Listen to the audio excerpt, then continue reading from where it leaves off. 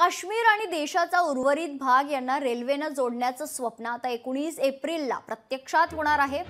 पंतप्रधान नरेंद्र मोदी कटरा येथून काश्मीर खोऱ्यासाठी रवाना होणाऱ्या रेल्वेला हिरवा कंदील दाखवणार आहेत। त्यामुळे भारतातील सर्व नागरिकांना पृथ्वीवरील नंदनवन असलेल्या काश्मीरमध्ये रेल्वे मार्ग सुखद प्रवास करता येणार आहे। त्याच्यामुळे काश्मीर रेल्वेला हिरवा कंदील दाखवण्यापूर्वी पंतप्रधान नरेंद्र मोदी हे रियासी जिल्ह्यात चिनाब नदीवर बांधलेल्या जगातील सर्वात उंच रेल्वे पुलाची पाहणी करणार आहेत। कटरा येथील समारंभानंतर पंतप्रधान मोदी यांची जाहीर सभा होणार आहे। त्यानंतर ते उधमपूर लष्करी विमानतळावरून नवी दिल्लीला प्रयाण करतील।